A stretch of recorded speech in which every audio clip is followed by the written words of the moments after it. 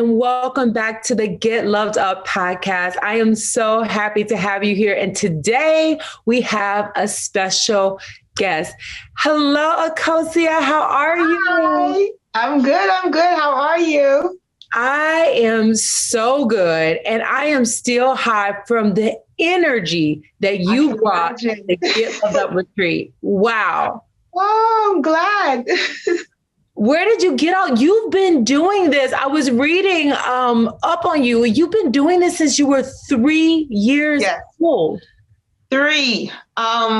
It's everyone thinks it's so crazy, but I don't know anything else. So it's like, it's just normal to me.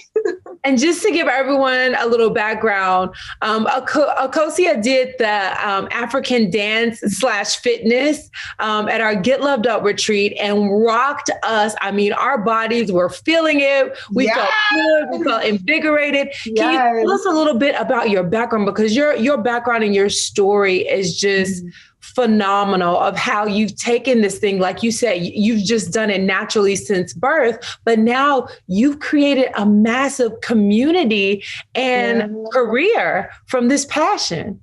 Yeah. So since age 3, I'm born into a Akan tradition. So my family is Ashanti from Ghana. So dance is just really life.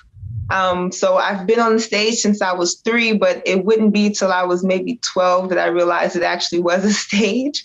So my life as a dancer is kind of a combination of ritual dance and performing arts from Ghana, Ivory Coast, Mali, Guinea, and Senegal.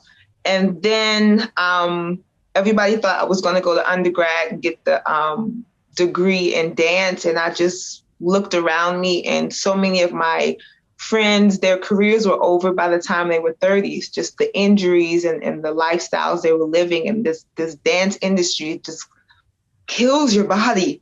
So instead of going into dance, I went into sports medicine. And I did not intend to create any of this. But, certain circumstances, I was in undergrad and I was just like, okay, I need a job. And I didn't want to work at a desk. I didn't, want to do things that made me unhappy, because already in school, you need something to balance everything out. So at that time, dance fitness was just starting to boom. So I went into a local gym and they were like, what can you do? And off the spot, I just kind of put some things together. And then it just grew into this thing that I started pushing. And no one knows this, but I didn't dance for an entire year just because the performance life was so frustrating. But the fitness aspect of it kind of helped me get back into it, because it was like, oh, well, yes, you can approach this industry as yourself. So around right after undergrad was when I really started to perform again, started to teach again. It had been so long. And I honestly thought everyone forgot that I was a dancer, but I was just amazed by the support that came from it. And then, it became less about paying bills, and I just saw the impact it had. Like, people needed to move, people needed to heal. And I said, okay, well, I guess it's the calling. I guess I'll keep going and keep building. But yeah, it's just a combination of, dance is my life, but more so movement is my life. So the rehab and the dance is just 1 and 1 for me. Wow. Thank goodness that you kept with that passion. You decided to share it with others. And can you tell a little bit about kind of the struggle? Because I know a lot of people, they're like, oh, I love to dance too, and I want to get into it, but it's not that easy. Can you talk a little bit about some of the setbacks that you had when you decided, like, all right, I want to take this thing and I want to make something of it?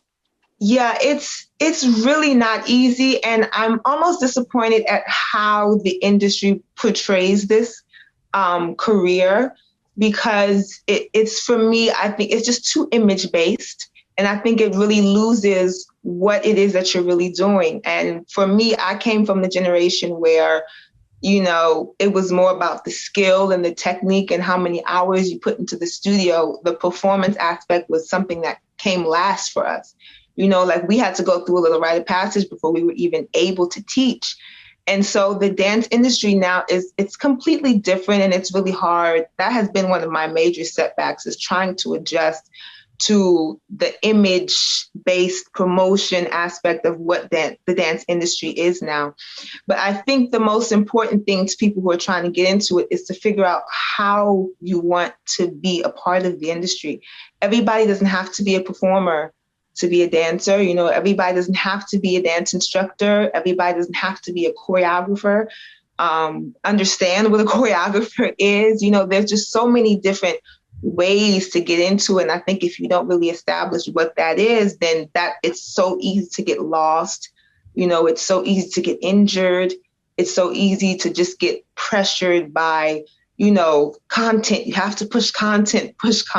And then that becomes so much pressure that you lose the inspiration because life is so fast now. So for me, the setback has really been, okay, what do I want to be inside of dance? And it took me a while to realize I don't want to be a dancer. I want to be an entrepreneur and I want to be a cultural ambassador.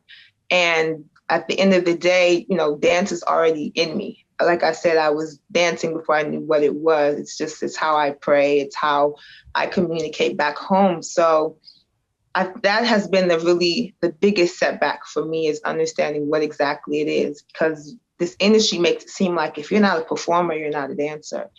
And I think that comes with so much baggage because as a performer, you have to step into something else. Like you have to step into a different persona. And if that's all you're doing, it's so easy to lose yourself. I love that has been the biggest setback for me. I love that because it sounds like you're not just saying you have to find your purpose, but you actually have how to decide how you want to take your purpose and how you want to pursue that as your career. And it's totally up to you. Exactly. And a lot of times we think that it's not up to us. We think that it's up to how much money comes in doing this thing or doing this particular thing.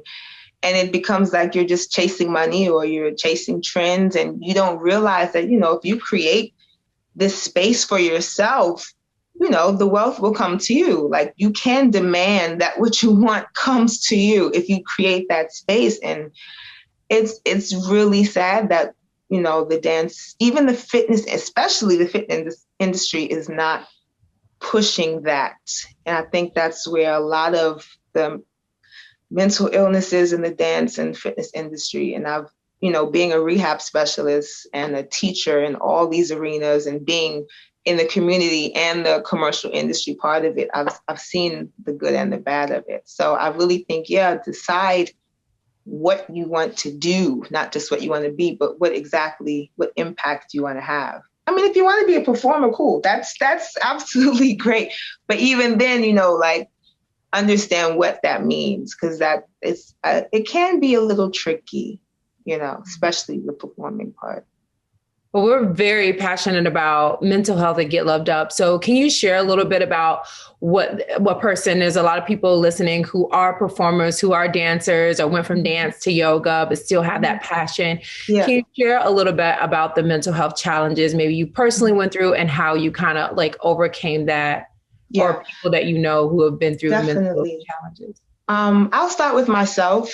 My personal challenges started with being an African dancer, growing up as a traditional African dancer.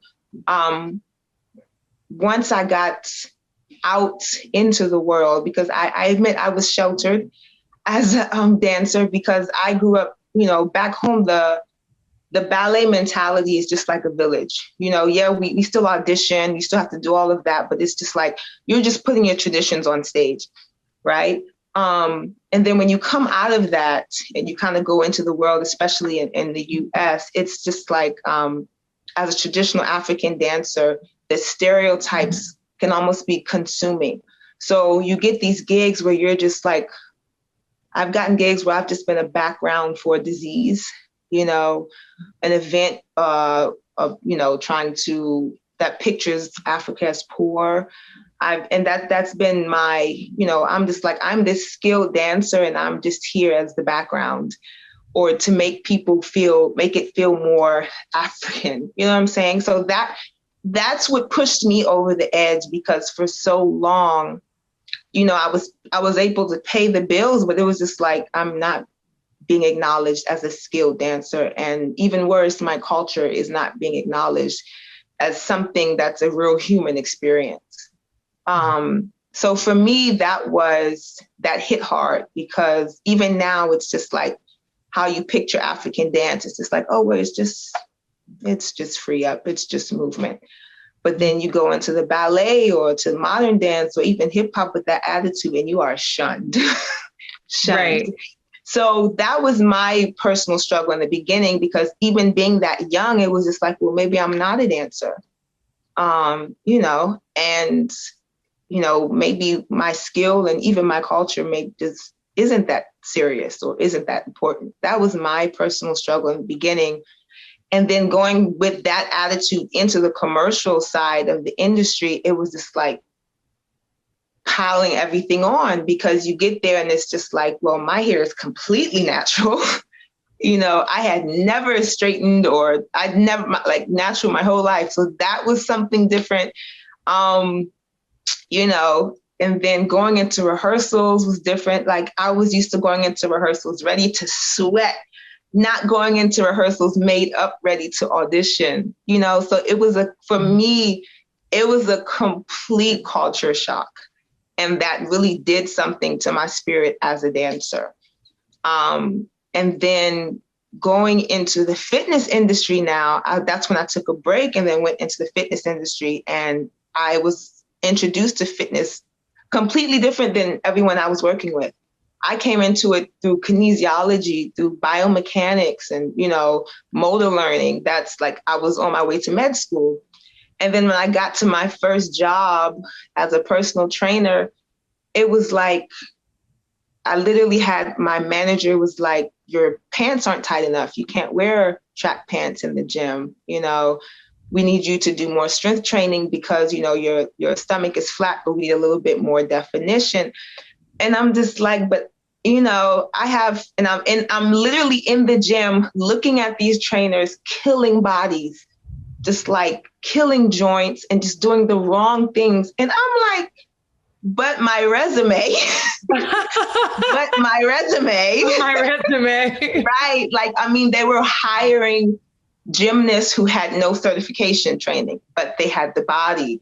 I remember being next to a physical therapist, because it was this new fancy gym, rooftop pool and bar kind of gym. And I remember me and a physical therapist were there, and the 40-year-old physical therapist didn't get the job. The 17-year-old gymnast who had never worked out anybody else in her life got the job, got the posters. And then it's like the competition of, they would literally post our paychecks every week. I'm just like, this is insane. So for me, it was just between the dance and the fitness, the culture shock of it being more about image and less about skill was something that broke me down, but also made me want to work harder with what exactly it is that I do.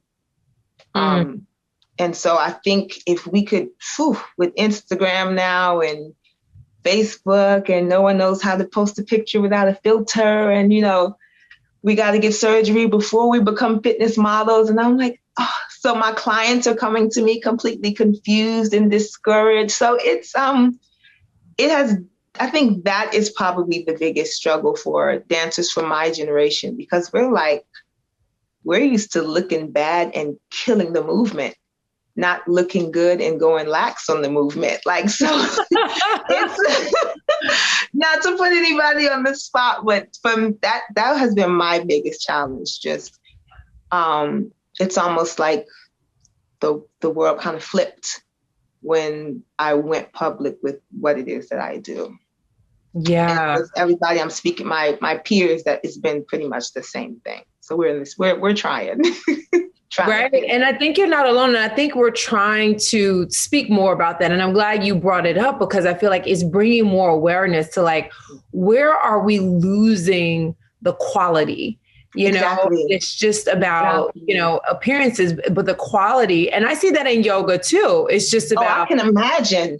breath work. It's not about breath Right. work and going deeper. It's about the handstand and about like how twisted can you get your body? And it's not about the lifestyle. It's about how you can say a Sanskrit word. And it's like, wait a minute.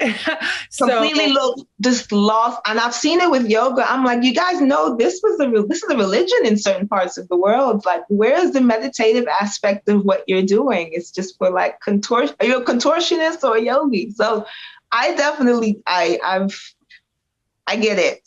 I definitely get it.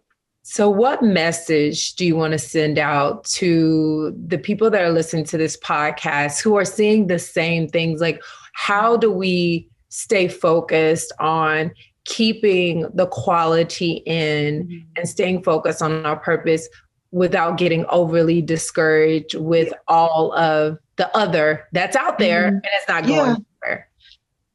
To be perfect, I don't have an answer, but I can tell you what has helped me. I'm still searching for that answer. But I realized that connecting with like minds is extremely important. You know, because I think part of the discouraging aspect is the fact that you think you're alone in this. And if you have that disposition, you start to question your skills and your student loans and all the time that you put. I mean, because it's a real thing. It's just like, well, I put all in this hard work. All I had to do was get followers, right? So I think it's really important to connect with like minds and, you know, have the conversation with like minds. And I'm always amazed at how much more I learn just in conversations like this with people of like mind. And I think even with the pressure to push content, I think we have to still believe that people really want quality. They just don't know what it is anymore. Exactly. And I think that's probably just to keep going. Just keep going. And I think we have to get more creative. I realized that I'm a bit stubborn. I'm a lot stubborn. So I haven't really changed how I push my content. So I realized that, you know, I'm known for not talking. And so this year I've tried to, you know, open my mouth a little bit more about the information that I do have. And then I realized, you know, people really are looking for the quality. So I think the message is just to keep going, because people who are not pushing quality are definitely still going. So absolutely, just keep going.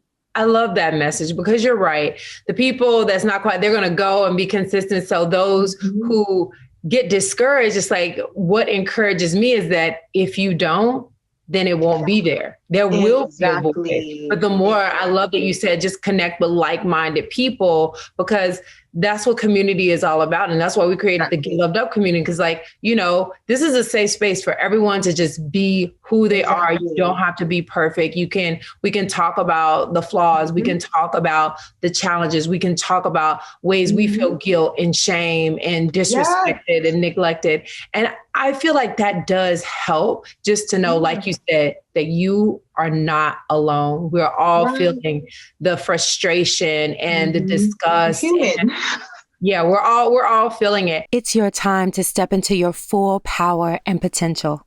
Are you tired of playing small and ready to make a big difference in the world? If your answer is yes, then the Wellness Entrepreneur Mastermind is for you. This mastermind will give you all the tools you need to turn your passion into purpose and live from a space of abundance as you let go of your limiting beliefs and negative self-talk. We coach you to thrive 1 week at a time, one goal at a time. We teach you what's working right now and what's not, so you can position yourself as a community leader and create real change in the world. If you're ready to level up and stand in your power, then go to koyawebb.com/mastermind to join our next group of wellness entrepreneurs. Space is limited and your time is now, so don't delay. Make a difference today. I want to get a little bit into your exercise physiology and the biomechanics background and really talk a little bit about how important that is, because I know that that is important to you, like the biomechanics and the movements and what's really happening with your body. So how do you incorporate that into your offerings? I like to tell people to start with their bodies first. Like that has to be, my mother has a saying, she used to always say it to me. I didn't realize it until like in my 30s, but she always used to say, you know, where we're from, spirit comes first and circumstances come after. But when we grow up in this place, circumstances come first and spirit comes after. So we always feel like we have to adjust our spirits to our circumstances as opposed to, you know, using spirit to deal with the circumstances. And I apply that to my fitness and even to dance. Start with your body. Everybody wants to start with a goal that has nothing to do with themselves. Everybody wants to say, I have so many clients come to me, I want to lose 30 pounds. Why? Why do you want to lose 30? Like, do you know what that looks like? And, oh, I want to look like I did when I was 21. You're never going to do that again. You're never going to be 21 again. You know, improve upon where you are now. So for me, it's start with your body first. So I have people who say, you know, I want this. I'm like, okay, well, where are you now? What injuries do you have now? What discomfort do you have now? I can tone you up, but there's no point in me getting you toned if you can't walk in 5 years. So let's start with healing first, as opposed to changing how your body looks. So for me, I'm really big on joint stability and core stability because it applies to dance in a way where when we get more, especially with African dance, when we get more into the commercial aspect of it, everybody's dancing with their limbs. They're dancing with their arms and their legs. And I know that sounds weird, but you're actually supposed to do it the other way around. You're supposed to dance from your center and then expand the energy out so that your joints are safe, but also so that the energy keeps traveling. You know, if you're just dancing with your arms and your legs, it's completely tiring.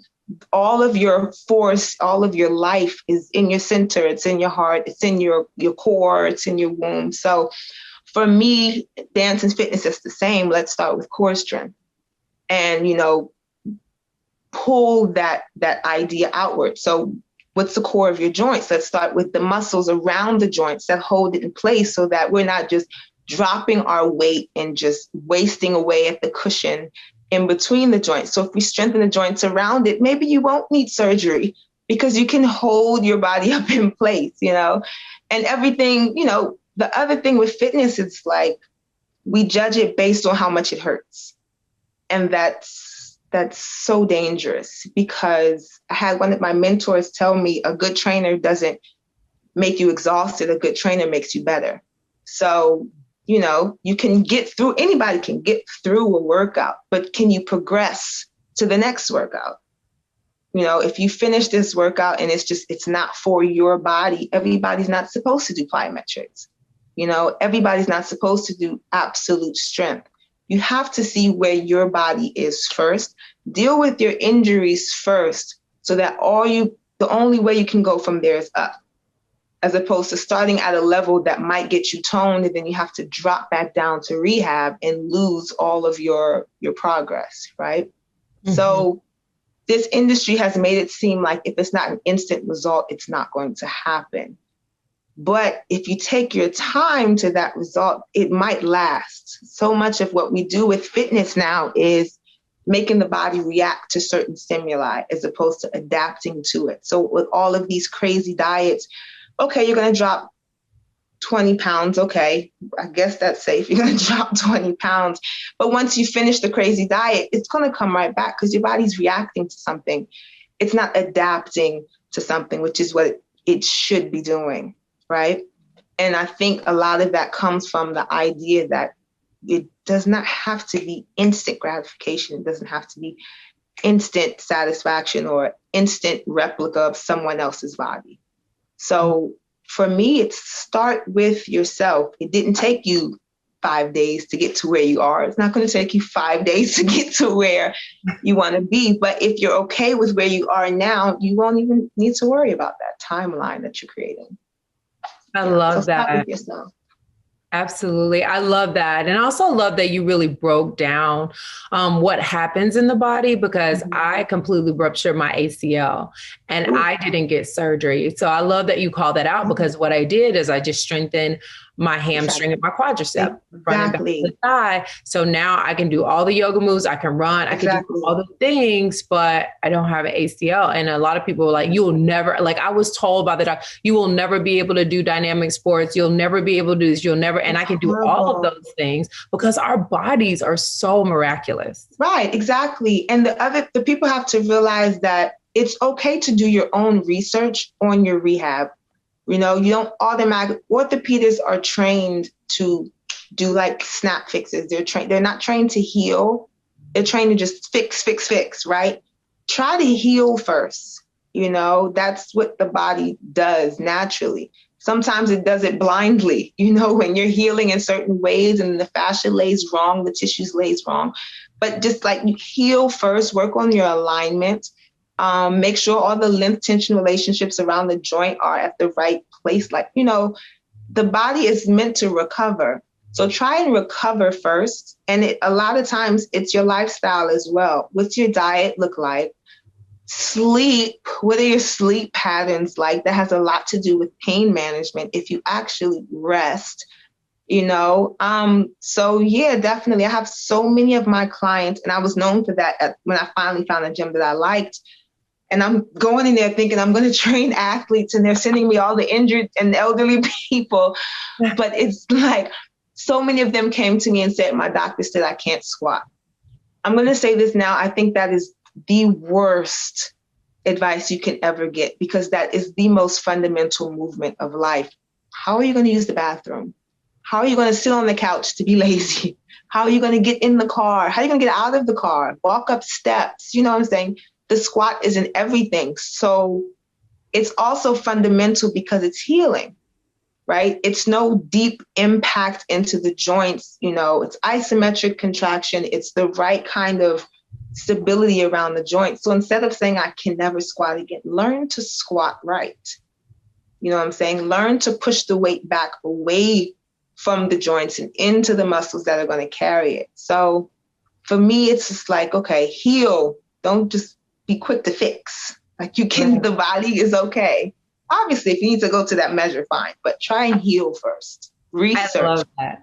I love that, heal versus fix, because it also goes back to what you said earlier about the spirituality and going back to spirit. And that's a philosophy that we definitely embrace with Gila. Going back to spirit and starting with that spiritual connection with yourself, and then moving out to circumstance. Because when you make that connection, I truly believe you'll be divinely guided to the path that is right for you. I know me, like when I did my healing for my back, I had a stress fracture in my back, completely ruptured my ACL. You know, I had to pull a hamstring. You know, being an athlete, it happens. You're an athlete. And the other thing is, people need to realize athletes are not normal. As an athlete, your body is designed to do things that normally you wouldn't be able to do. But the other thing is, at the end of the day, we do have to acknowledge that everybody's not training athletes properly. Like if you look at LeBron James spends millions of dollars on his training. He has never had a major injury like some of these other athletes who just hit the weights, right? So if you're actually training properly as an athlete who just really is always beating on the body, it is possible to go without these crazy injuries. But I think because it's just such an established industry, no one ever questions what it is. There's one football team, I had to study it in grad school. And the coach I forget what it was, but the coach got so much backlash because he mandated that every player had to take yoga. All of them had to do yoga, and then they all had to do Pilates. Like he made them go through the entire fitness, the entire span of fitness, as opposed to just hitting weights and just doing drills.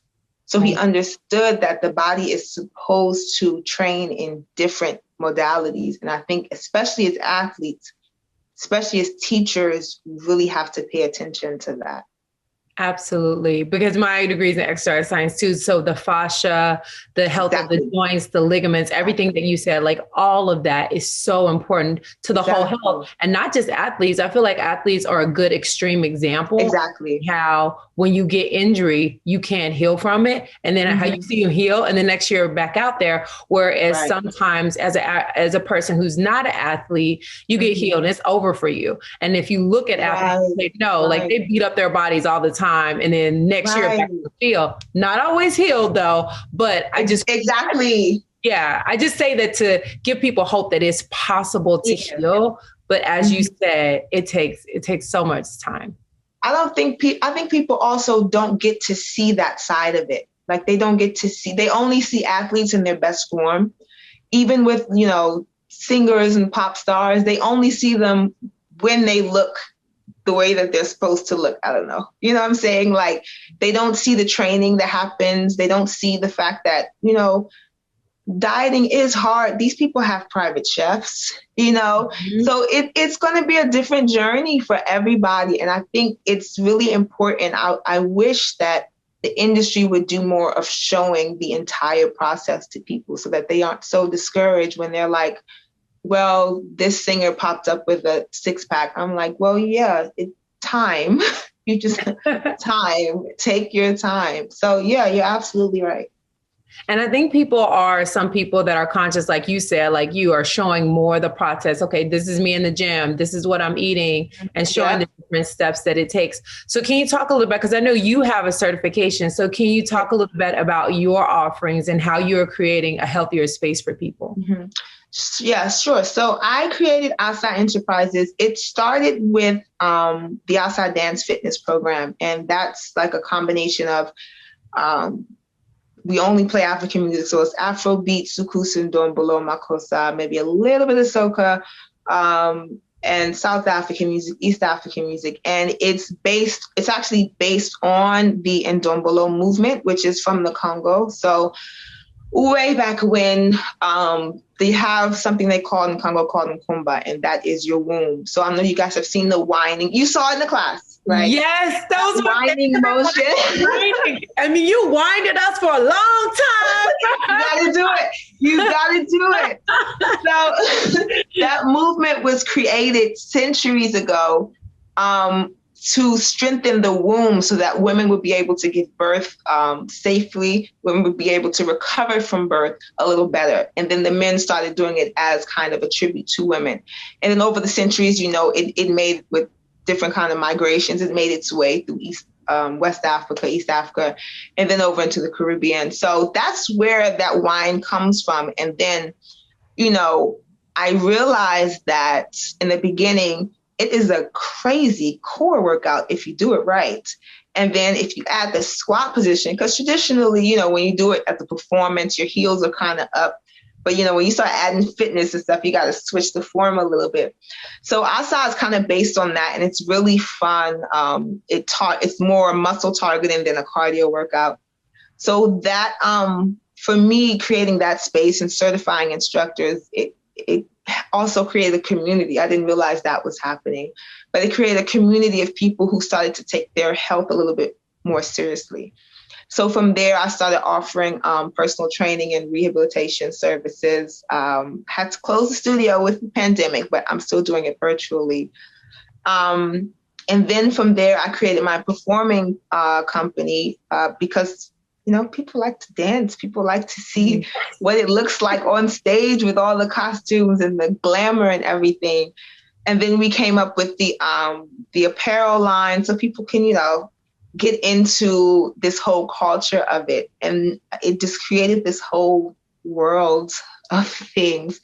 So yeah, we offer tons of classes. My favorite part is certifying other people.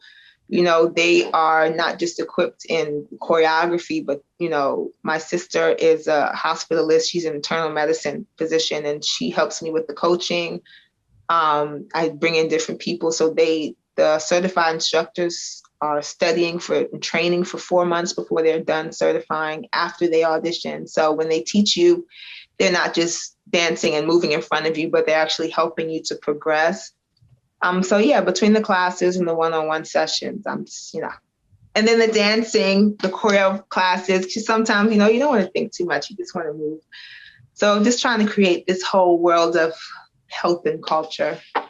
I love that. And thank you so much for breaking it down for us, because I think it's so important for, you to create your own spaces. Like you said, if you see people out, you're going to see people out there doing it differently, but you have to decide how you want to do it. And I love that not only have you decided how you want to do it, but you're creating like a space for people to join you in your style and your vision and your way. And I feel like, especially when you are a leader like you are, you kind of have to step into your power and be willing to do that. And it's not easy, but if that you was a are, challenge. Yeah, look how that, and I'm glad because that is still something I'm challenged with. I'm one of the younger siblings, so I've never had. I think the leadership is just, it's in me based on who and where I come from. But to step into the spotlight is something I never wanted to do. Even with the commercial work, I never wanted to be on stage. I never wanted to be in these videos. It's funny, I always get contracted as a choreographer behind the scenes. I don't want to be in front of the camera. I don't like to speak, but you're absolutely right. When you create this world, you have to step into that light. And I'm working on it. I am working on it. Well, you're doing it beautifully. So what has helped you really step into, because being part of Get Loved Up community, I'm definitely going to encourage you to like step out more and teach more. So what do you feel like is the most helpful for you in stepping fully into your power and allowing yourself to be seen as that leader, as that trendsetter? I would have to say the people and family. And it's a combination of not having a choice, when in different ways, my family is just like, no, you have this. So if you're going to do it, you're going to do it. You need to do it. And my family is big on supporting me 100% and also leaving me alone to figure it out. And then it's also the people. It's like, when you have a gift and you have something to offer, it goes to waste if you can't actually help people. So people come to me saying, I need something. I'm like, I can't send you off to someone who's not going to do it in a way where I know will help you. So it's a combination of, I think, the world needing, without sounding arrogant, the world needing something that I can offer. Mm-hmm. And then also just not wasting what I've been blessed with. So it's, and it's still, I'm an introvert. I love being quiet. I don't like what the pandemic has put us in this lockdown, but, I'm a homebody, I don't need the spotlight, but it is, we can't waste ourselves when we are a gift to everyone else. And that goes for everybody. Mm-hmm. Everybody's a leader in some way, shape, or form. So, if you have something to offer that is going to make the world better or make the next person better, I genuinely don't think you have a choice but to step in that light. I love that. And I know you're inspiration to all the introverts. I consider myself an introverted extrovert, and I have to, even though I like being around people, there are some times when I just prefer, like I've enjoyed the increased time at home, grounding, going within the spiritual time. And I love that you bring that out, because it's a lot of people who are like, well, who am I to be in the spotlight? Who am I to lead? But I love that you said, we all can be leaders, because just like nature, we're all meant to shine. Exactly. The capacity of that shine is totally up to us. And so I'm glad you're stepping into your power. I love your classes. I'm trying. I want to take more. I want more classes. Like, I want to have you at Get Loved Up Studios. I'm here. I am here. Anytime. I am here. Like I said, once spirit connects, like once I connect with a certain energy, just call me anytime. I'm here. I love that. And I'm definitely going to be calling you, because we want to wind it in the Get Loved Up Studios. Listen, it's so liberating. Yes. Just let go. And I feel like it's so important. That's a huge way that I release. Like we have a hashtag dance daily. And just, when things get heavy and you get stressed, like just dance. And, you teach structured and choreography, but just like free ecstatic dancing. And I try to do that. And I think that's what I'm trying to do. But I don't know if you saw that 10-minute challenge that I've been doing. It's like, you don't have time to perfect it. Right. And I think that's the problem nowadays. People think if it's not perfect choreo, then it's not dance. No, look at the babies. They move with no kind of anything. They don't need anybody. They don't need any music. And we have to get back to that. When you don't know what else to do, you can't figure out what's going on with you, why you're feeling weird, just move, whatever that means. I know so many dancers who have gone through so many stages of depression and they can't figure out why. I'm like, when was the last time you got in the studio or in your living room and just moved? And I think it's hard to figure out because when you're in that state, you don't want to move, right? But you have to push yourself out of that. And just like you said, just dance daily, just move on the way to the bathroom, in the kitchen, like do what you have to do. Just keep moving. I try to tell that. That's what I'm saying. I find myself saying that over and over again, like keep going. Yes. Keep going. If you don't know, even if you don't know what direction, just keep going. The only real hard part is staying still. But just, move. You're absolutely right. Dance daily. I love that. And that's what I love about your teaching is you do give instruction and then you're like, just let it go. Just like, so that I really love your style and the way you teach some things that are a lot of fun and in the movement. And then you allow people that freedom and your encouragement and the way that you smile and just your energy, everything you do, you encourage a lot of people who weren't even going to do that portion. Like I was in the comments and they're like, but she's having so much fun and she's so excited. So I'm going to try. So it's like your energy alone really does touch people. And I think that's something to be said. Like, even like you were speaking before, like someone can look a certain way, but they might be like, oh, if someone doesn't get it, like, okay, I'm not a good teacher or whatever. But I think your authentic spirit of doing it for the community and wanting people really to just move, it comes off in your teaching. It comes off in your smile. It comes off in your energy. Yeah, it really does. Thank you. I feel so useful. You are such a blessing. You're such an inspiration. And you don't know, I know it's going to be thousands and thousands of more people who you touch by just saying yes and just by being you, because sometimes that's what people are looking for. They want to feel loved. They want to feel accepted. They want to feel like they can mess up and not be judged. And if they do stuff, that they're still okay and the world's not going to end. The world's not going to end. Right. Thank you. Thank you for seeing that. Thank you. Wow. And the beautiful thing is that you also know how to, when you have an audience, but even when you don't have an audience, you still know how to speak to the audience. And I think that's important when you're doing like recordings or when you're doing classes, because a lot of times in the virtual world, things are pre-recorded and there's like disconnection. But I feel like you have a good way, whether it's live or whether it's recorded, to really connect and know what the person is going through. And I think you have that because you've been there and you've done it. That's what it is. Yeah. It has been hard, but it's just like you kind of have to take yourself out of where you are. Yeah. And in all honesty, I think that's what's gotten me through this pandemic is just putting myself back in that studio. And I kind of want people to do that themselves. I have so many of my old class participants who are like, I can't take your class virtually.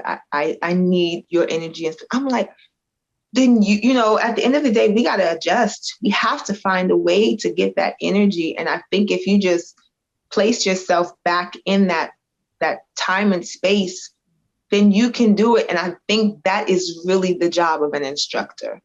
And I think instructors get so lost in the choreo or get so lost in, you know, the workout or the set or the position. But what is your student going to walk away with? I think that's what's really important. So I try to, you know, even if I have to act a little crazy, If I have to scream at you with threats and love just to get you in that squat, I'll do it. I'll do it. No problem.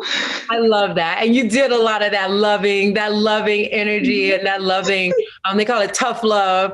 It's tough love. It is. Smile on your face with a huge smile. I said all the time, you'll love me later. It's okay. I love it. I love it. I love it. So as we start to come to the end of our session, I love to do a rapid fire so our community can get to know you a little bit better. So what is the best book you've read during this last year? The Alchemist.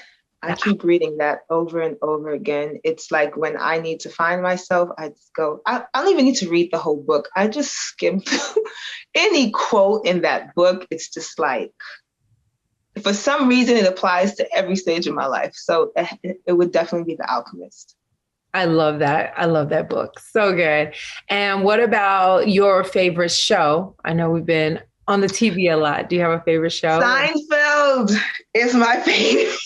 I know no one would think that, but Seinfeld is my all-time favorite show. I just watch reruns all day. I love that. I have not seen that show in forever. You make me want to. And it's old, or do they have new? Oh no, they've been off since the 90s, but for some reason, it's just like me and my sister talk about, you know how you can, people say The Godfather can apply to any situation? It's Seinfeld. Seinfeld, we just like Seinfeld lines be applied to any situation. It's I don't know, it's just like weird, sarcastic humor is my thing. So I watch Seinfeld all day. I love that. I also do. People don't know, but I have an addiction to Chinese martial arts movies and series. So yeah, that's between those two. I have absolutely no idea what's going on Netflix like everybody else because I'm just watching Seinfeld and Chinese movies. I love that. I love that you have what gets it for you and what makes you feel good. And you're like, this is me. This is who I am. This is what it is. I love that. I love that. Because, it's not always about keeping up with the latest trends. Sometimes it's just doing whatever makes you feel good. You got to do it. I used to do it. I used to try. And, even with dance, I used to be like, okay, I have to follow the latest Afrobeats accounts and then what it did is it really stifled my style. Because I was just so heavy on trying to keep up with the trends, especially with the pandemic. And I'm just like, okay, no, let's center and just do what works for you. Do what works for you. I love that. I love that. And last question, if we could wake up and it was Akosia's world, what would it look like? Oh, you know what? That's a really good question. And my answer will probably be really weird, but I don't think it would probably just look like today. I've had, especially in the last couple of years with all the loss in my family, I've always wanted to be like, the day has to be different. Something has to be different. I wish it was different. But I think we can't really try and question why things happen or try and change things. As much as I would like things to be different, the second I think that way, I'm reminded of why it happened and what came from why these things happened. So if it was my world, everyone woke up in my world, I think you'd just be living your own life with more understanding of why things happen. But I've gotten to a point in my life where I don't want any fantasy. I don't want anything to change because your perspective would just be completely off and you don't know what blessings you would block. I love that. That is so deep. I've never heard that perspective before. And I love it because it brings it back to the presence and realizing that in every moment, you can choose to step back into spirit. And when you step back into that divine alignment with love, that's what it is. Yeah. And I think nothing teaches you that more than hard times. So, just, as you said, dance daily, keep going. I love that. I love that. And where can everyone find you if they want to come and hang out? And dance? Go to my Instagram, Akosia _Asa, or you can go to Asa Fitness. asafitness.com. All of my stuff is connected. So if you want to just one place to go, everybody's on Instagram. Just go to Akosia_Asa, and then everything you need is there. And then if you want the website, just asafitness.com. I love that. Well, thank you so much for being here. I really appreciate you, and I cannot wait. I definitely will be reaching out to you about Get Loved Up Studios. I look forward to it. Definitely. Awesome. And thank you all so much for listening. If you haven't already, please leave a review. If you're watching this on YouTube, make sure you leave a comment. Let us know your biggest takeaway from today's show. And also let us know what you want to see more of. And until next time, get loved up, love yourself, love others, and love the world. One day at a time, one breath at a time. Peace and love. I just want to take a moment to say thank you for being part of the Get Loved Up community. I like to share topics and people making a positive impact in the world, and your feedback means the world to me. If you haven't already left a review, please leave a 5-star review and let me know what you want to hear more of on the show. I'm here for you, and together we're making the world a better place, one day at a time, one show at a time. Thank you for listening.